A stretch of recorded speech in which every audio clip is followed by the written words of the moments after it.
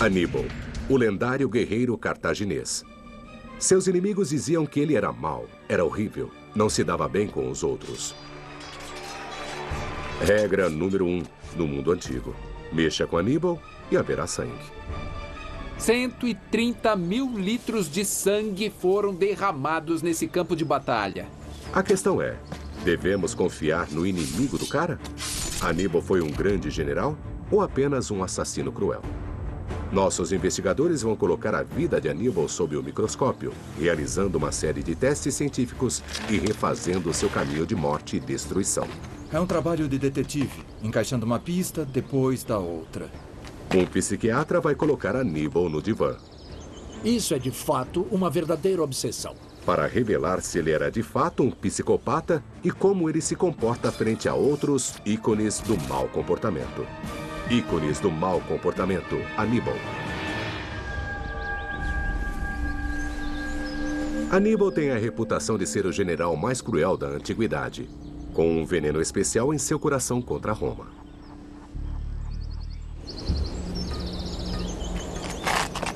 Para entender Aníbal melhor, o psiquiatra David Maló irá analisar o seu comportamento e depois classificá-lo em um medidor de psique único, para mostrar como ele se compara a outros durões da história como Gengis Khan e Calígula. Eu preciso avaliar se a violência e a brutalidade cometida por Aníbal é para um propósito estratégico específico ou se é para o seu puro prazer. Aníbal tem uma ficha de arrepiar os pelos. Uma história, na verdade, diz que Aníbal discutiu a possibilidade com seus generais de comer os corpos dos soldados que morriam pelo caminho nos Alpes para atravessar o resto das tropas. Isso é canibalismo. Ele obriga um soldado romano a lutar até a morte contra um elefante.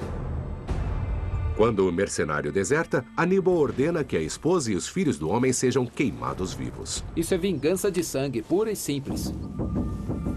Ele crucifica um escuta por lhe dar a direção errada. E ele mata 50 mil soldados romanos em um único dia. Aníbal tem essa reputação temível. É violento, cruel, quase um monstro.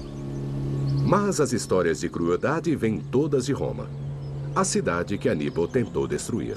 Seriam confiáveis? Não dá para saber se é ou não só propaganda. Mas temos certeza que os romanos retratariam Aníbal como um bárbaro. Então, quem é o verdadeiro Aníbal? A busca por respostas começa em sua infância. Ele nasceu em 248 a.C. em Cartago, na atual Tunísia, na costa norte da África.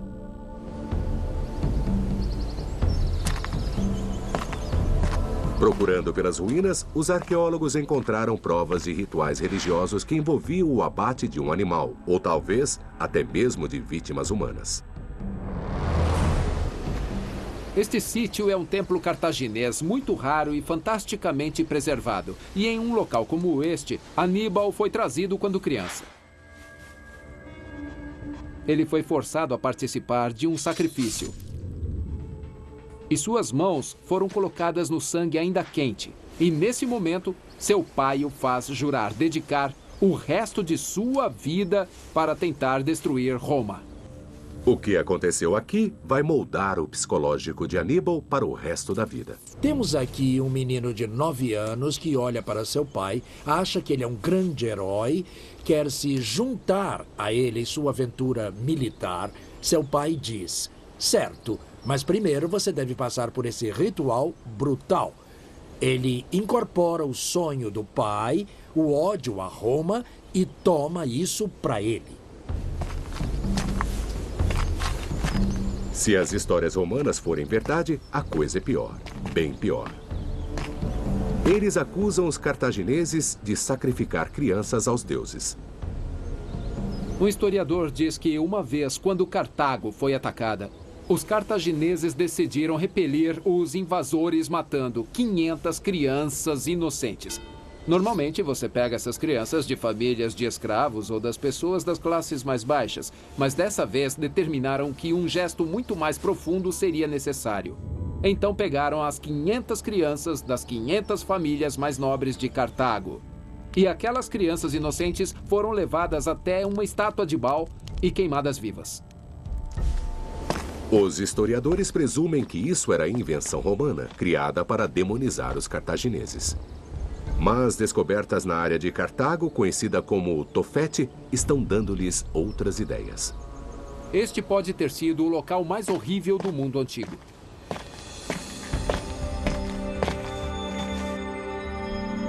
Dentro desta caverna, debaixo dessas lápides, os arqueólogos descobriram camada após camada de fragmentos de ossos carbonizados. Sua origem era um mistério, até que novas técnicas analíticas mostraram serem ossos humanos, os ossos de meninos. Hoje no grupo de estudo há um debate, que é: isso é sacrifício humano ou é só um cemitério infantil? Sacrificar crianças? Alguns arqueólogos acham impensável. Com certeza, isso nunca aconteceu. É muito difícil determinar a causa da morte desses indivíduos, porque os restos das pessoas estão queimados. Então, na verdade, não temos a integridade do esqueleto.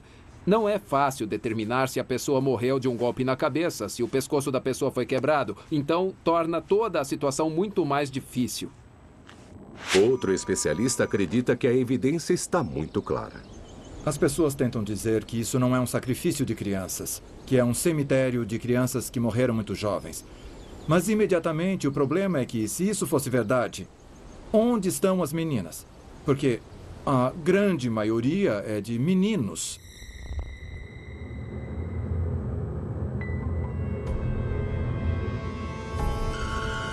Elas são provas muito contundentes, mas é possível que ocorreram 30.000 sacrifícios de crianças humanas.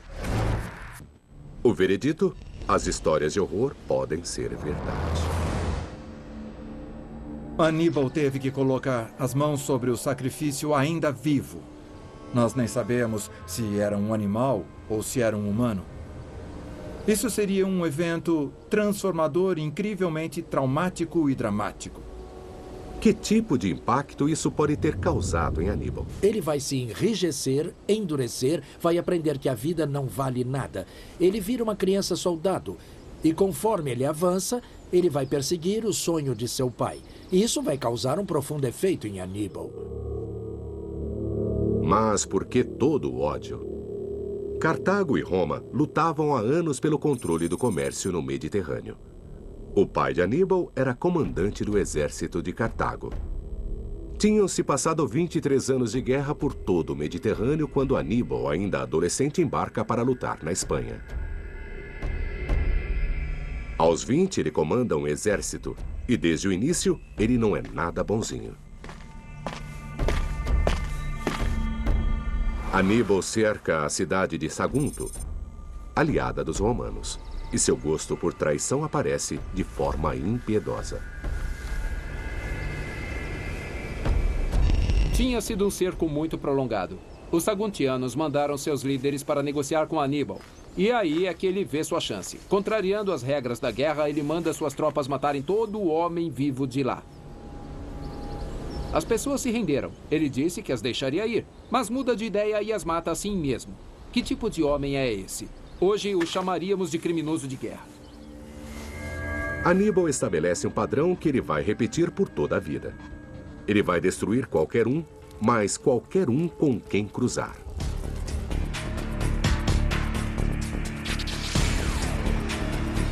Em 218 a.C., aos 30 anos, Aníbal cresce seus olhos malignos no Grande Prêmio, a própria Roma.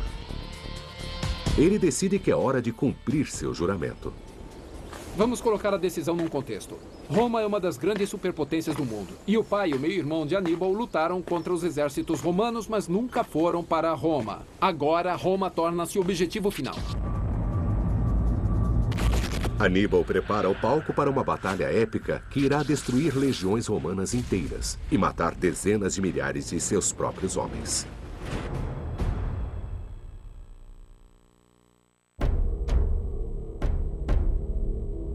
Aníbal de Cartago, aos 30 anos, quer cumprir o juramento de sangue de menino. Marchar sobre Roma. O caminho mais curto é pelo mar, direto pelo Mediterrâneo. Mas há um problema. Para Aníbal, não é mais uma opção atacar Roma pelo mar.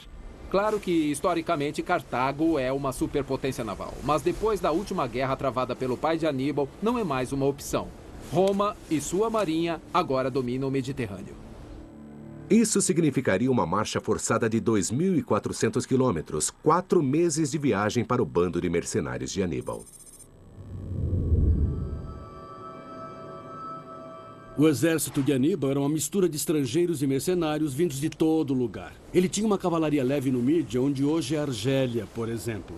Ele tinha espanhóis com espadas. Ele tinha tropas especializadas, como os fundeiros das Ilhas Baleares. Então era uma verdadeira mistura de raças, línguas, costumes e culturas. Além de 50 mil soldados, havia seguidores de campo, até esposas e filhos. Era um circo armado, até com elefantes, 37 deles. A super armada de Aníbal. O fato com os elefantes é que se você nunca viu um, eles são terrivelmente assustadores. Depois que as pessoas os veem, se acostumam, não ficam tão assustadas. Então, na verdade, é uma arma para assustar. É uma aposta. Levar esses animais desajeitados ao campo de batalha é a decisão mais conhecida que Aníbal já tomou. E também pode ter sido a mais estúpida. Os problemas de Aníbal começam quando um exército romano é enviado para interceptá-lo em Massália, a Marsella de hoje.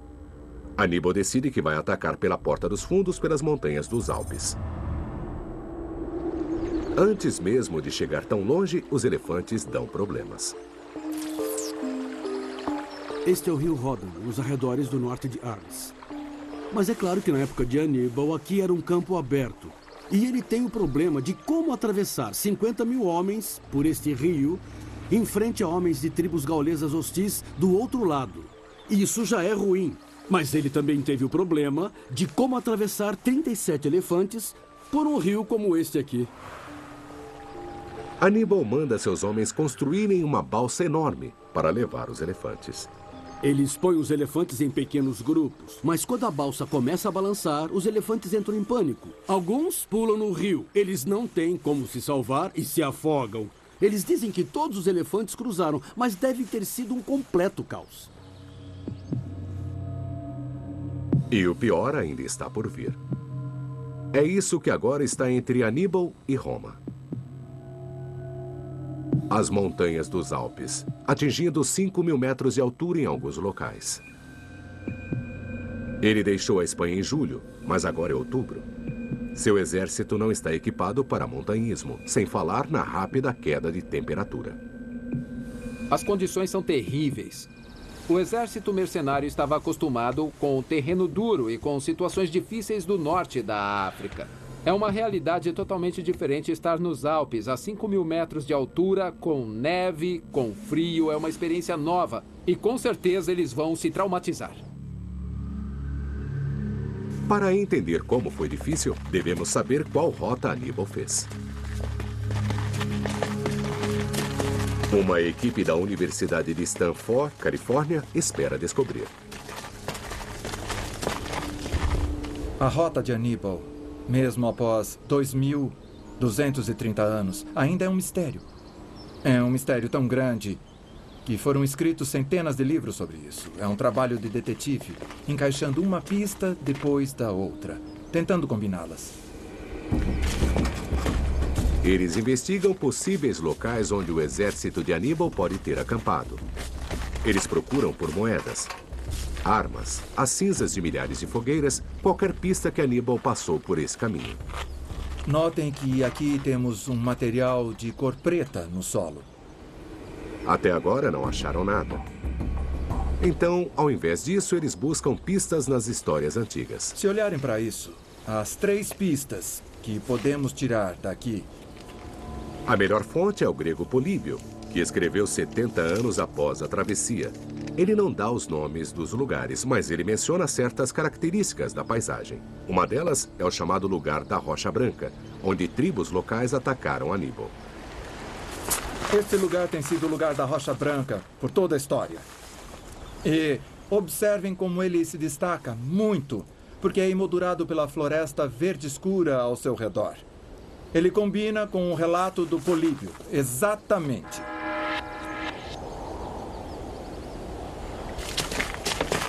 Com base nessa evidência, Aníbal deve estar caminhando para uma passagem elevada chamada Col de Clapier, 2.500 metros acima do nível do mar, onde as temperaturas podem cair muito abaixo de zero. É um ambiente totalmente estranho para um exército africano. Muitos deles podiam nunca ter visto neve antes. E agora, de repente, eles subiam esses vales dos Alpes e então viam a neve acima deles. E ela está cada vez mais perto e fica cada vez mais frio. Nesta região, as temperaturas podem cair para menos 5 graus Celsius à noite. É muito frio para os soldados vestidos apenas em vestes leves de linho.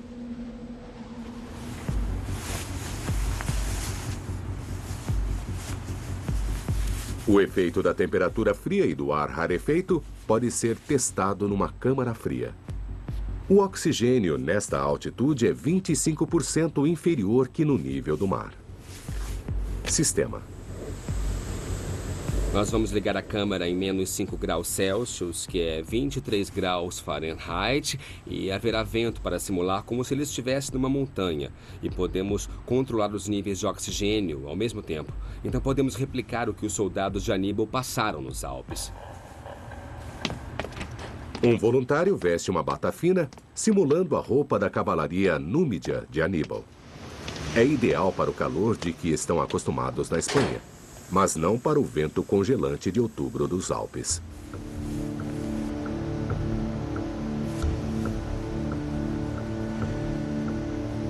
A marcha de Aníbal do nível do mar até a passagem alta leva 10 dias, com a temperatura caindo gradualmente. O voluntário começa a tremer depois de apenas alguns minutos. Ele tenta um teste de destreza, mas seus dedos já não podem executar a tarefa mais simples. Ele mal consegue fazer qualquer tarefa com as mãos ou com os dedos agora. Tá bom, agora nós estamos em 18 minutos. Você pode levantar de novo e fazer o teste de punho, por favor?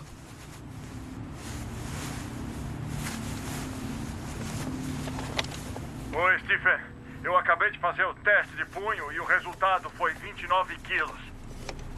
Sua força de punho diminuiu 40%.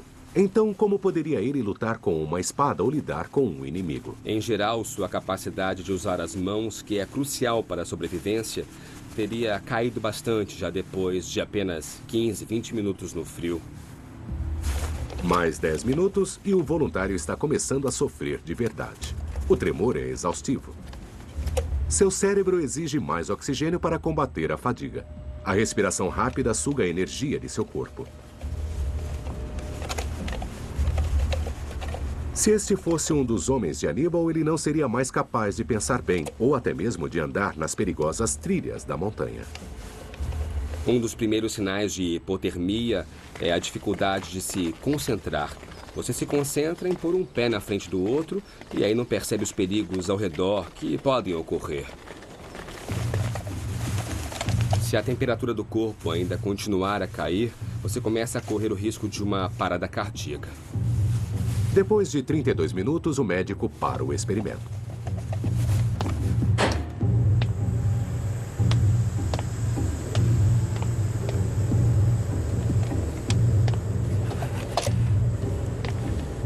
Eu estava sentindo muito frio ali no final. Eu estou começando a aquecer um pouco, mas como vocês podem ver, minhas mãos estão bem vermelhas. Dói muito. É bem cruel. Para salvarem-se, os homens de Aníbal teriam feito fogueiras e posto a roupa dos mortos. Mas metade do exército de Aníbal, 25.000 homens, morreram nos Alpes. A maioria deles pereceu de frio e exaustão. Outros de doença. Imaginem que somos um exército. Nós estamos seguindo a trilha um do outro. Mas essa é uma fila que podia ter quilômetros de comprimento, podia ter 30 quilômetros de comprimento. As pessoas na frente estão andando em neve fresca, mas as de trás estão andando em lama e sujeira. E eles urinavam na drenagem da água, então havia fezes nessa água. Algo como a cólera pode florescer e em 6 horas você podia morrer. Deveria ter levado uma semana para atravessar os Alpes. Aníbal levou 2. Por quê? Por causa dos elefantes. Eles deixam todo o exército mais lento e eles comem 130 quilos de plantas por dia. Toda aquela comida teve de ser carregada pelos Alpes. Outro comandante poderia ter pensado elefantes nos Alpes, má ideia, mas não Aníbal.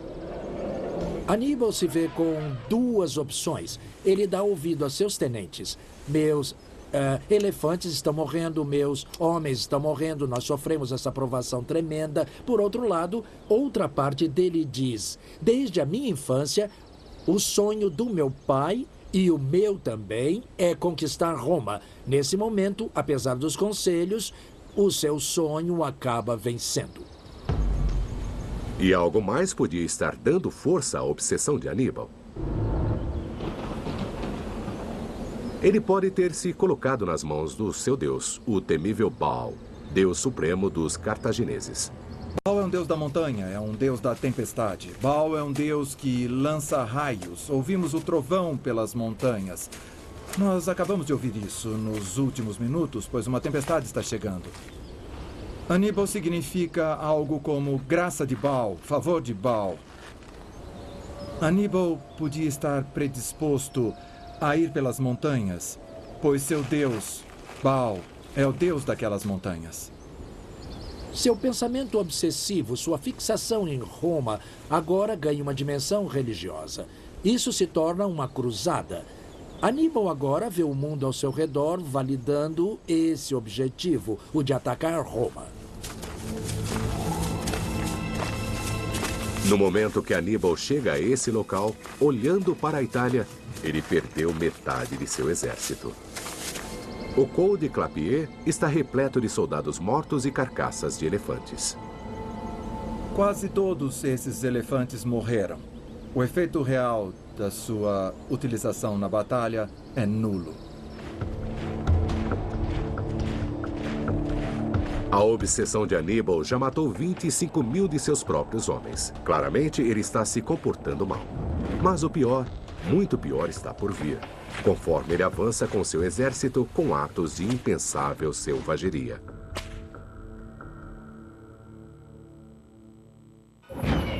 Todo mundo sabe como resolvemos as coisas aqui.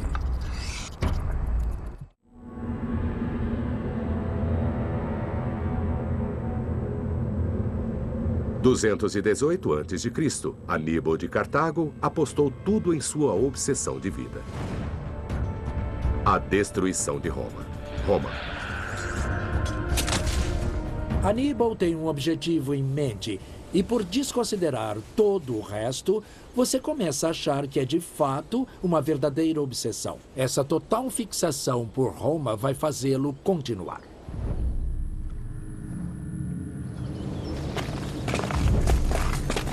Cruzando os Alpes para a Itália, Aníbal perdeu metade de sua força de 50 mil homens para o frio, a fome e a doença. Os sobreviventes não estão felizes. Aníbal precisa mostrar-lhes quem é que manda. Então ele pega alguns presos e os faz lutar até a morte.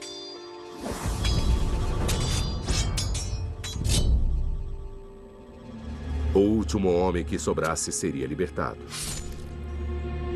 O que ele tentava provar? Aníbal tenta demonstrar sua visão da vida para todos os seus homens. A vida é uma luta de vida ou morte. Só os mais fortes, somente os mais espertos sobrevivem. Não é só a visão de Aníbal, agora também é a visão de todos. Itália. A animação de equipe de Aníbal funciona, bem como ele esperava. Ele derrota legiões romanas enviadas para detê-lo em 2 batalhas no norte da Itália. Como ele conseguiu isso com seu exército enfraquecido? A resposta é que Roma não é a superpotência que se tornaria nos próximos séculos. A cidade é governada por 2 cônsules. Incrivelmente, eles também se revezam para comandar o exército. Uma receita para um desastre militar.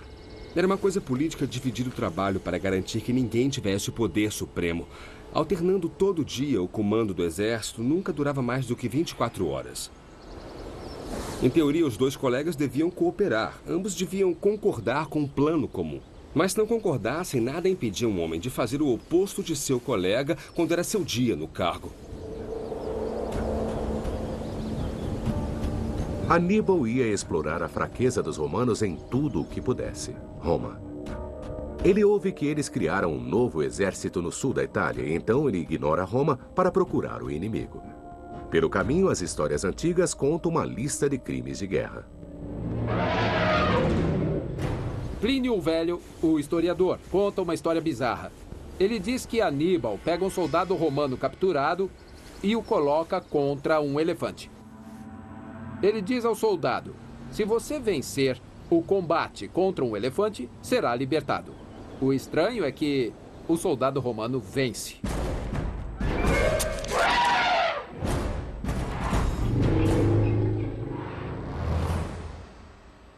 O que Aníbal faria? Deixaria o caso escapar? Não, ele mata o soldado imediatamente. O código de disciplina de Aníbal é simples e brutal. Quando um mercenário do grupo deserta, ele mata a esposa e a filha que o homem deixou. Essas vítimas inocentes são torturadas e depois queimadas vivas. A esposa, as filhas, elas são inocentes, mas não importa. É uma vingança de sangue pura e simples. Aníbal se sentiria absolutamente justificado em suas ações. Ele foi traído e com a traição vem a punição. Algo muito trivial também poderia matá-lo. Quando um escuta de Aníbal erra no caminho, Aníbal explode de raiva e crucifica o homem. Por que Aníbal se porta tão mal? Essa violência é gratuita? Ou há uma explicação racional? Ele não é um psicopata, ele não faz isso por diversão. Ele quer dar exemplos para suas tropas. É cruel, mas a sua crueldade tem um propósito. Durante a longa marcha ao sul, Aníbal pega uma infecção que cega para sempre seu olho direito. Isso não ajuda no seu humor.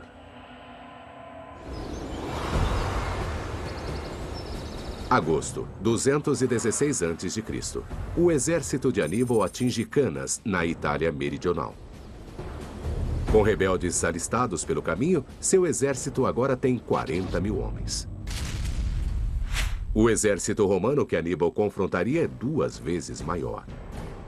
Mas 2 generais novatos, Paulo e Varro, estão lutando entre si, em vez de pensarem num plano de guerra para vencerem Aníbal. Os generais romanos em Canas certamente não eram muito experientes. Paulo fora cônsul antes. Varro nunca esteve naquela posição. Ele nunca comandou um exército. Mas a preocupação era quem estaria no comando quando a batalha fosse travada. Porque quem estivesse no comando no dia receberia o maior crédito pela vitória. Até o final do dia, esses campos estariam ensopados de sangue romano. É muito difícil imaginar os números.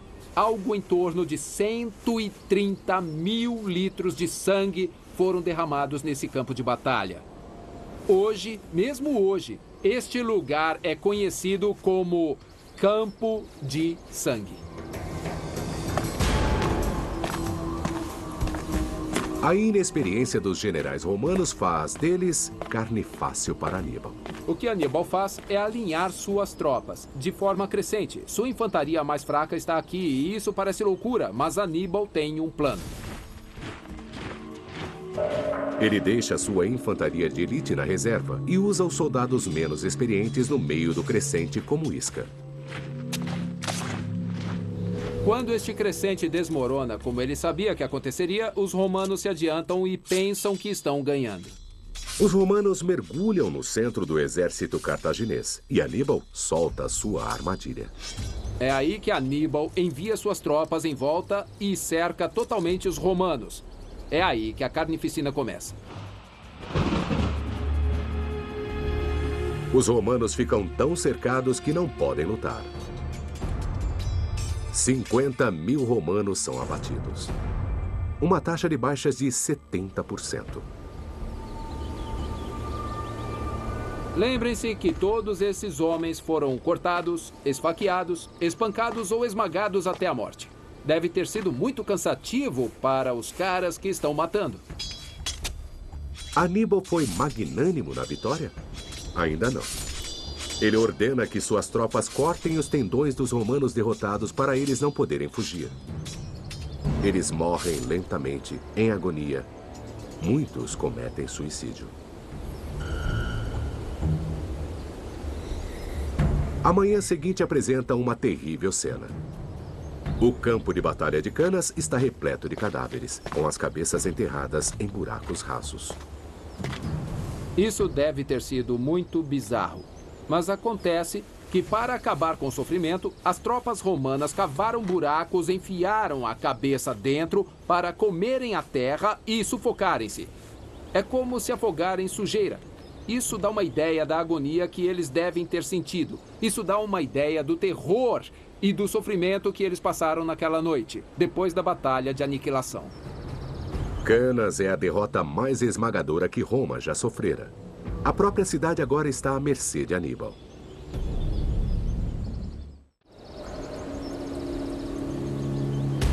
Tíber II, 216 a.C. Após 2 anos de guerra, Roma está à mercê de Aníbal. Então, por que ele não entra para a matança? É uma questão que sempre intrigou os historiadores. É muito difícil saber o que se passava na mente de Aníbal, no que ele pensava. Dizem que ele não atacou as muralhas de Roma porque não tinha equipamentos de cerco. Mas esse cara escreveu suas próprias regras. Era um cara que levou um exército e elefantes pelos Alpes. Se Aníbal quisesse cercar Roma, poderia obter as máquinas de cerco. Aníbal é bom na batalha, talvez até um gênio. Mas ele é melhor como soldado do que como político. Ele tenta criar uma aliança entre as cidades italianas rebeldes e falha miseravelmente. Ele quer dominar Roma, mas suas habilidades são muito limitadas. Aníbal sabe ganhar uma batalha, mas ele não tem a flexibilidade e a criatividade para ser um diplomata. Ao invés de ganhar novos aliados, Aníbal ainda pensa que uma super-arma é o caminho para a vitória. Os elefantes provaram ser um desastre. Então, ele tenta transformar cobras em uma arma de guerra. É acreditado a Aníbal a invenção desta nova técnica, onde ele faz seus homens juntarem cestos cheios de cobras e então eles são disparados pela artilharia nos decks de navios de guerra inimigos. E num navio de guerra lotado, com muitos remadores, não é um lugar onde você quer pânico e todo mundo fugindo desses répteis ferozes. Parece assustador. Mas será que funciona?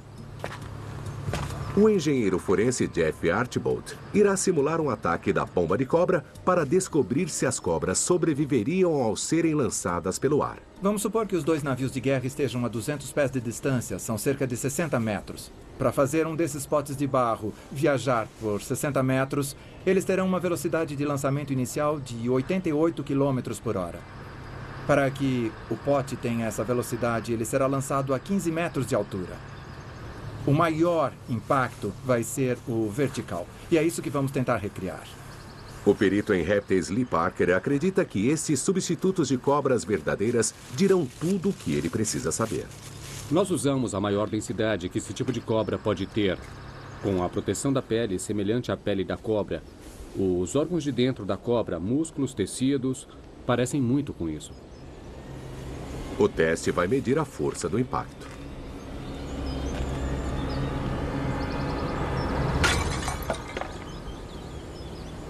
O que registramos aqui é um pico de impacto de um pouco mais de 1.100 quilos. Então, alguma coisa em torno de 130 a 140 Gs de força.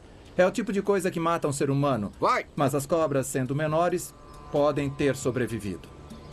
As cobras do fundo do pote amortecem o impacto das que estão em cima. Então, a maioria delas sobrevive. A viabilidade disso é bem alta. 10 a 20% das cobras no pote morreriam no impacto. Mas 80% das cobras sobreviveriam e psicologicamente seria um choque ter um monte de cobras pousando. A arma funciona na teoria, mas tinha algum uso? Ela pode ganhar um tempo no começo da batalha, mas não vai ganhar a própria batalha, e Aníbal não consegue um sucesso completo. A fixação de Aníbal numa super-arma, sejam elefantes ou cobras, mostra sua falta de julgamento estratégico.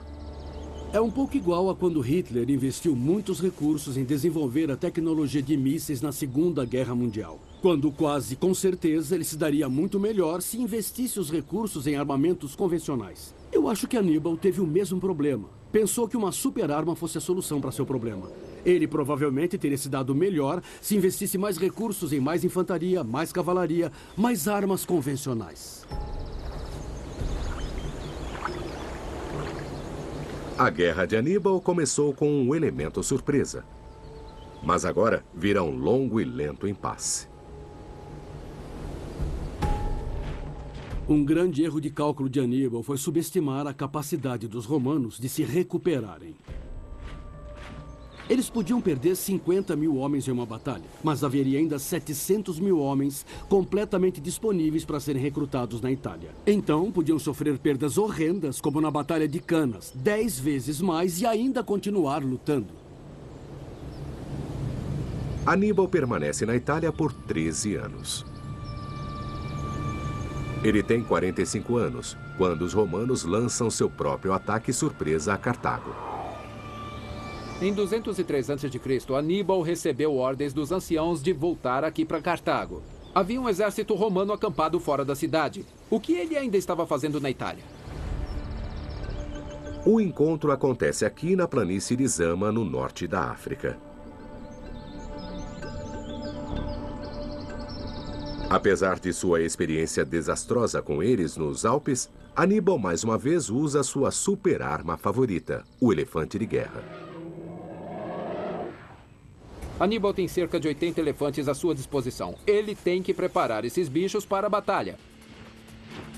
Então, fontes antigas dizem que ele lhes dá álcool. E ele também os provoca fincando lanças nos seus tornozelos. Então, eles ficam bêbados e também enfurecidos. Então, o que você precisa fazer nessa altura é direcioná-los ao inimigo e soltá-los. Mas os romanos têm um plano de defesa simples. As legiões abrem espaços nas fileiras e as grandes feras atravessam direto. Algumas até mesmo voltam atrás e atacam as próprias linhas de Aníbal.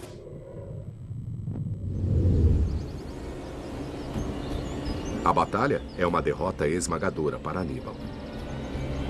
A reputação de Aníbal de gênio militar passa agora para o homem que o derrotou, o general romano Cipião. Aníbal venceu muitas batalhas contra os romanos, mas nunca chegou perto de ganhar a guerra. Ele é um fracasso colossal, mas a história diz que ele é um gênio. Por quê? Aníbal passou 15 anos tentando conquistar Roma e falhou.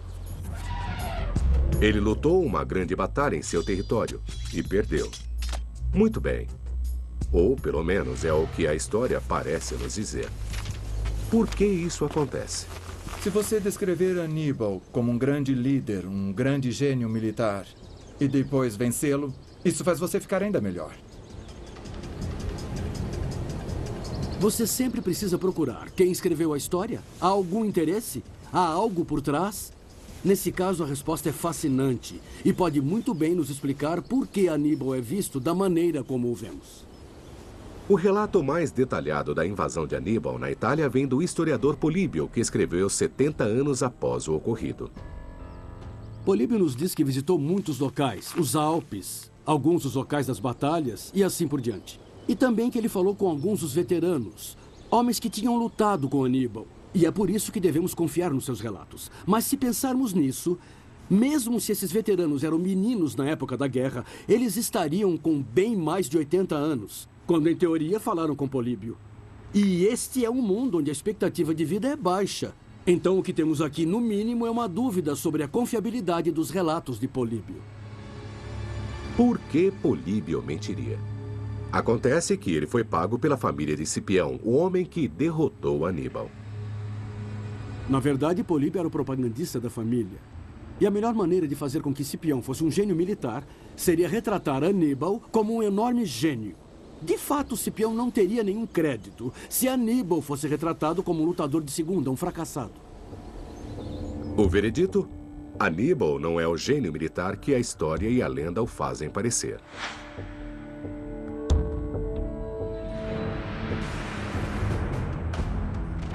Aníbal deixa Cartago após a desastrosa Batalha de Zama. Mas ele ainda quer achar uma briga. Ele ainda precisa sobreviver.